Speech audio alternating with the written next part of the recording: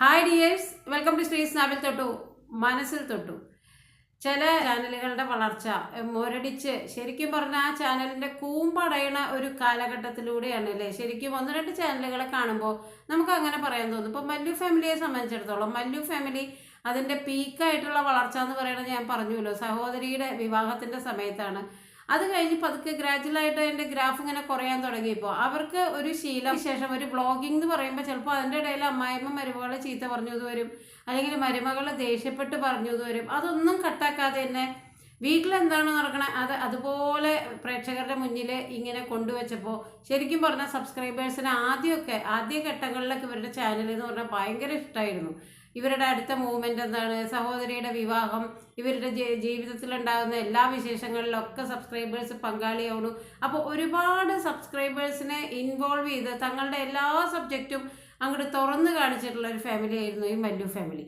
മല്ലു ഫാമിലിയെ സംബന്ധിച്ചിടത്തോളം ആ വളർച്ചയുടെ ഗ്രാഫ് ഏറ്റവും ഉയരത്തിലെത്തി പിന്നെ പതുക്കെ താഴാൻ തുടങ്ങിയപ്പോൾ എങ്ങനെയെങ്കിലും പിടിച്ചു നിൽക്കുന്നതിൻ്റെ ഭാഗമായിട്ടാണ് ഈ ഭർത്താവും തമ്മിലുള്ള ഒരു വഴക്ക് മുന്നിലേക്ക് ഇടുന്നതും അതിൻ്റെ പേരിലും അവർ ഒരുപാട് സബ്സ്ക്രൈബേഴ്സിൻ്റെ ഇന്ന് ഒരുപാട് വഴക്ക് കേൾക്കുകയും അവരിനി കേൾക്കാത്ത വഴക്കില്ല. അപ്പോൾ സുജിൻ്റെ ജീവിതത്തിനെ സംബന്ധിച്ചിടത്തോളം യൂട്യൂബാണ് സുജിൻ്റെ തൊഴിൽ എങ്കിൽ പോലും ഈ ചെറുപ്പക്കാരിലുണ്ടാവുന്ന ചില കാര്യങ്ങളുണ്ടല്ലോ, അപ്പോൾ തൊഴിൽ നല്ല രീതിയിൽ അതിങ്ങനെ ഡെയിലി അപ്ലോഡ് ചെയ്ത് ജീവിതത്തിൻ്റെ ഭാഗമാക്കി ഇടയിലെ ഭാര്യയും അയാളും തമ്മിലൊന്ന് തെറ്റുന്നു. അപ്പോൾ അയാൾക്ക് തോന്നുന്നു ഇങ്ങനെയൊന്നും അല്ല വേണ്ടത്, ജീവിതം ആസ്വദിക്കണം, ഭാര്യയ്ക്കുള്ള സമയം നമ്മൾ അനുവദിച്ചു കൊടുത്തിട്ടില്ല. ഈ യൂട്യൂബ് എന്നും പറഞ്ഞ് രാവിലെ ഈ ഫോണും പിടിച്ച് ഇങ്ങനെ അവരുടെ ജീവിതം തന്നെ ഫോണിലായിപ്പോയി എന്നുള്ളൊരു തോന്നലിൻ്റെ ഭാഗമായിട്ട് അയാൾ ആ ജീവിതത്തിനെ ഒന്ന് എൻജോയ് ചെയ്യാൻ തീരുമാനിക്കുന്നു. അങ്ങനെ ഭാര്യയും അമ്മയൊക്കെ ആയിട്ട് ഇങ്ങനെ യാത്രകൾ പോകണു.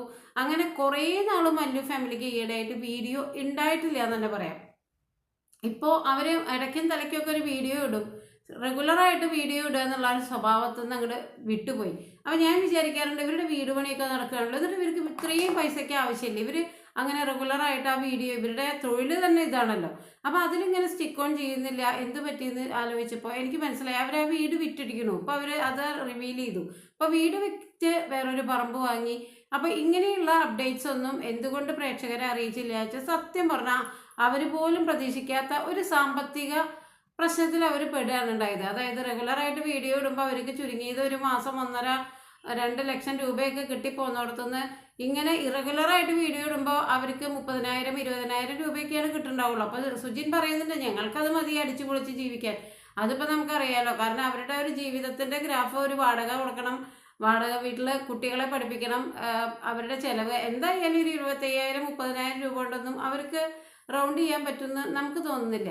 അപ്പോൾ അവർ പറയുന്നുണ്ട് ഞങ്ങൾക്കത്. പക്ഷേ ഇപ്പോൾ അവർക്ക് മനസ്സിലായി സാമ്പത്തികമായിട്ടുള്ള പ്രശ്നങ്ങൾ വന്നപ്പോൾ, വീട് വിൽക്കേണ്ടി വന്നപ്പോൾ, അത് അപ്പുറത്ത് പറമ്പായിട്ട് വാങ്ങിച്ചിട്ടുണ്ടെങ്കിൽ പോലും അവർക്ക് മനസ്സിലായി ഇനി എങ്ങനെയും യൂട്യൂബിൽ പിടിച്ചു കയറിയാലാണ് രക്ഷയുള്ളൂ. തൽക്കാലം അവർ ഇൻസ്റ്റാഗ്രാമിലും ഫേസ്ബുക്കിലൊക്കെ ഒരു കൈ നോക്കിയെങ്കിലും ഏറ്റവും കൂടുതൽ അവർക്ക് വരുമാനം കൊടുത്തിട്ടുള്ള ഒരു മീഡിയ എന്നുള്ള നിലയ്ക്ക് വീണ്ടും യൂട്യൂബിൽ അവരുടെ ഒരു പുതിയൊരു അധ്യായം പോലെ തുടങ്ങുകയാണ്. അതിലവർ ഇപ്പോൾ ഈ അടുത്ത 2 വീഡിയോകൾ ഇട്ടപ്പോൾ അതിൽ പ്രത്യേകിച്ച് പൊന്നൂസ് പറയുന്നുണ്ട്, നാട്ടുകാരുടെയും വീട്ടുകാരുടെയും കയ്യിൽ നിന്ന് ഈ ചാനൽ തുടങ്ങിയ പിന്നെ കേൾക്കാത്ത ആ കാര്യങ്ങളില്ലാന്ന്. അത് നാട്ടുകാരും വീട്ടുകാരും ഇത്രമാത്രം അന്യരായി പോയത് എന്തുകൊണ്ടാണെന്ന് എനിക്ക് മനസ്സിലായില്ല. അവരുടെ ഒന്നും കണ്ണ് ചെല്ലാത്ത ഒരു സ്ഥലത്താണ് ഞങ്ങളിപ്പോൾ പുതിയതായിട്ട് സ്ഥലം വാങ്ങണേന്ന്.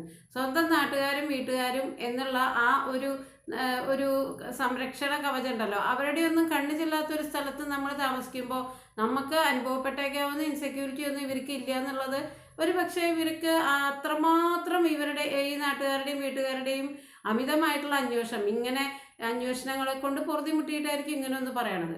എന്തായാലും ഈ ചാനൽ വീണ്ടും അവരൊന്ന് ഉണർത്തി വിട്ടിരിക്കുകയാണ് കേട്ടോ. കഴിഞ്ഞ 10 ദിവസത്തെ അവരുടെ ചാനലിൻ്റെ ഒരു വളർച്ച നോക്കി സുജിൻ്റെ ചാനലായാലും ഇപ്പോൾ VR ഇൻ ലവ് ഇതേപോലെ തന്നെ, അതായത് ചെറുപ്പങ്ങളുടെ എടുത്തുചാട്ടം ഇത്രയൊക്കെ ഉണ്ടാക്കിയാൽ മതി, കുറേ പൈസ കിട്ടുമ്പോൾ എന്നാൽ പിന്നെ കുറച്ച് പേഴ്സണലായിട്ടുള്ള കാര്യങ്ങൾ, അവരുടെ വീട്ടിലെ വിഷയങ്ങൾ, അവരുടെ അമ്മയായിട്ടുള്ള വഴക്കുകൾ, ഇതൊക്കെ നമ്മളുടെ മുന്നിൽ കൊണ്ടുവച്ചു. അപ്പം നെഗറ്റീവിലൂടെ ഒരിക്കലും ഒന്നും വളരില്ല എന്നുള്ളൊരു സത്യമാണ്. ശരിക്കും പറഞ്ഞാൽ Mallu family we are in ലവും നമുക്ക് പഠിപ്പിച്ചു തരുന്ന പാഠം.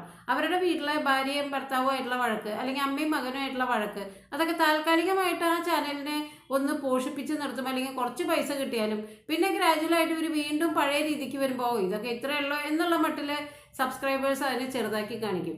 ഇപ്പോൾ അവരുടെ 2 പേരുടെയും ചാനൽ ഒരു ലാസ്റ്റ് 11 ദിവസം തൊട്ട് അങ്ങോട്ട് ചെക്ക് ചെയ്താൽ 2 പേരും കൃത്യമായിട്ട് ഡെയിലി വീഡിയോകൾ ഇടുന്നുണ്ട്.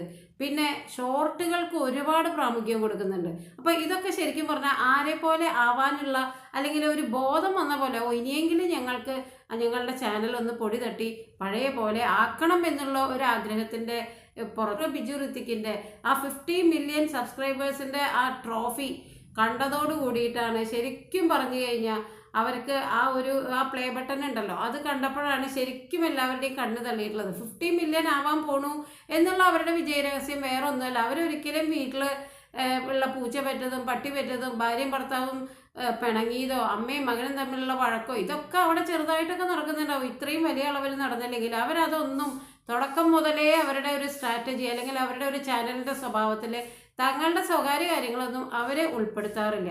എന്നാൽ അവരുടെ വ്ളോഗിങ് കാണുമ്പോൾ ഏറ്റവും ഭംഗിയായിട്ട് ആ അമ്മയും മരുമകളും അദ്ദേഹത്തിൻ്റെ പെങ്ങന്മാരും അയാളും ഒക്കെ കൂടി ചേർന്നിട്ടുള്ള ഒരു യൂണിറ്റി. പിന്നെ സബ്സ്ക്രൈബേഴ്സിൻ്റെ എന്ത് നെഗറ്റീവ് കമൻറ്റ് വരികയാണെങ്കിലും അതിനെ പോസിറ്റീവായിട്ട് ഉൾക്കൊണ്ട് സംസാരിക്കാനായിട്ട് ബിജുവിന് ഒരു പ്രത്യേക കഴിവാണ്. മറിച്ച് ഇവിടെ എന്തെങ്കിലും ഒരു നെഗറ്റീവ് കമൻറ്റോ ആരെങ്കിലും ഒന്ന് റിവ്യൂ ചെയ്ത് വീഡിയോ ഇട്ടാലോ അതിനെതിരെ വലിയൊരു പ്രഹസനം. ഇപ്പോൾ പൊന്നു പറഞ്ഞു കേട്ടില്ലേ, നാട്ടുകാരും വീട്ടുകാരുടെയും കണ്ണെത്താത്തടുത്ത് നാട്ടുകാരുടെയും വീട്ടുകാരുടെയും കേൾക്കാൻ ബാക്കിയില്ല. ഇങ്ങനെയൊക്കെ കേൾക്കാൻ ബാക്കി ഇല്ലാതിരിക്കാനായിട്ടുള്ള കാരണം എന്താണ്? ശരിക്കും പറഞ്ഞ തുടക്കം തൊട്ടേ ഞങ്ങളുടെ എല്ലാം നിങ്ങൾ തന്നെ ഉൾക്കൊണ്ട് ഞങ്ങളെ സ്നേഹിക്കണേ എന്നുള്ള ഒരു സ്ട്രാറ്റജി, അതായത് അവരുടെ വീട്ടിൽ എന്ത് നടന്നാലും അത് വ്ളോഗായിട്ട് കാണിച്ചു.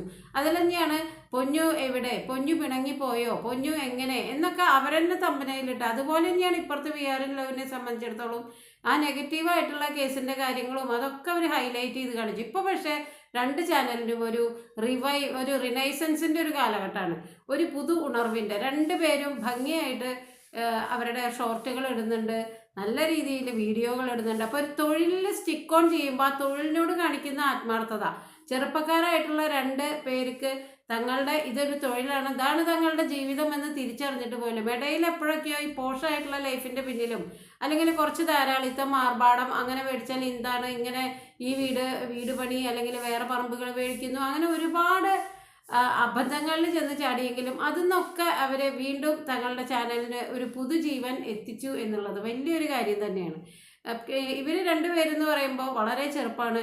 KL Bro ബിജു ഋതിക് എന്ന് പറയുമ്പോൾ ഇവരെ കമ്പയർ ചെയ്ത് നോക്കുമ്പോൾ കുറച്ചും കൂടിയും ഏജ്ഡാണെങ്കിൽ അതിൻ്റെ ഒരു പക്വത, അല്ലെങ്കിൽ ഇവരുടെ തന്നെ പ്രായമാണെങ്കിലും അയാളുടെ മാനസിക പക്വത വളരെ വലുതാണ്. ഒരു ബസ് കണ്ടക്ടർ എന്നുള്ള ലെവലിൽ നിന്ന് അയാൾ അഹോരാത്രം ഈ യൂട്യൂബിലെത്തി വിജയിച്ചപ്പോൾ ഇത് തൻ്റെ തൊഴിലാണെന്ന് ഏറ്റവും ഭംഗിയായിട്ട് തിരിച്ചറിയും. രാത്രി പകലാക്കിയിട്ടാണെന്ന് അവരെ ആ സ്കിറ്റിനുള്ള ഓരോ സ്കിറ്റുകളും ഡയറക്റ്റ് ചെയ്യുന്നതും അതിൻ്റെ കഥ കണ്ടുപിടിക്കുന്നതും അതെങ്ങനെയാവണം ചിത്രീകരിക്കപ്പെടേണ്ടതെന്ന് മനസ്സിൽ ഓർക്കുന്നതൊക്കെ അയാളുടെ ഏറ്റവും വലിയൊരു ഹാർഡ് വർക്കാണ്. അത്രയും ഹാർഡ് വർക്ക് അയാൾ ആ ചാനലിൻ്റെ പിന്നിൽ ചെയ്യുന്നതുകൊണ്ട് തന്നെയാണ് അതിൻ്റെ ഒരു റിസൾട്ടായിട്ട് ഇങ്ങനെ 50 മില്യൺ പ്ലേ ബട്ടൺ എന്നൊക്കെ പറയുമ്പോൾ ഇന്ത്യയിലെ ആദ്യത്തെ മഹാസംഭവമായിട്ട് അവർക്ക് തിളങ്ങി നിൽക്കാൻ പറ്റുന്നതും, അവരുടെ അതേ വർഷം അല്ലെങ്കിൽ അവരുടെ വർഷത്തിന് അപ്പുറോ ഇപ്പുറോ ഒക്കെ തുടങ്ങിയവർ ഏറ്റവും ഭംഗിയായി സബ്സ്ക്രൈബേഴ്സ് പൊന്നുപോലെ സ്നേഹിച്ച ചാനലുകൾ വേണ്ട രീതിയിൽ വളരാതിരുന്നത് തങ്ങളുടെ പേഴ്സണലായിട്ടുള്ള പൊട്ടലും ചീറ്റലും നിങ്ങൾ കണ്ടോ എന്ന് പറഞ്ഞ് അപ്പപ്പോഴത്തെ ലാഭത്തിന് സബ്സ്ക്രൈബേഴ്സിൻ്റെ മുന്നിൽ വെക്കുകയും അത് ആ ചാനലിൻ്റെ വളർച്ചയെ എങ്ങനെ നെഗറ്റീവായി ബാധിച്ചു എന്ന് തിരിച്ചറിയാൻ കഴിയാതിരിക്കാനുള്ള ഒരു അപക്വമായ സമീപനം ഉണ്ടാവുകയും ചെയ്യുക എന്നുള്ളതാണ്. എന്തായാലും അവനവൻ്റെ തൊഴിലാണ് മുഖ്യം. ഞാനൊരു ജോലി ചെയ്യുന്നുണ്ടെങ്കിൽ എൻ്റെ ജോലിയാണ് മുഖ്യം, അത് കഴിഞ്ഞിട്ടാണ് ഞാൻ യൂട്യൂബായാലും എന്തിനായാലും പരിഗണിക്കുള്ളൂ. അപ്പം തൊഴിലിനോടുള്ള ആത്മാർത്ഥത ഒരു മനുഷ്യനെ എവിടെയൊക്കെ കൊണ്ട് ചെന്ന് എത്തിക്കും എന്നുള്ളതാണ് ശരിക്കും പറഞ്ഞാൽ ഈ ഒരു KL Bro ബിജു ഋതിക്കിൻ്റെ വിജയവും മറ്റുള്ള ചാനലുകളുടെ താൽക്കാലികമായിട്ടുള്ള പരാജയവും ഒക്കെ ചൂണ്ടിക്കാണിക്കുന്നത്. എല്ലാവർക്കും നന്മ വരട്ടെ.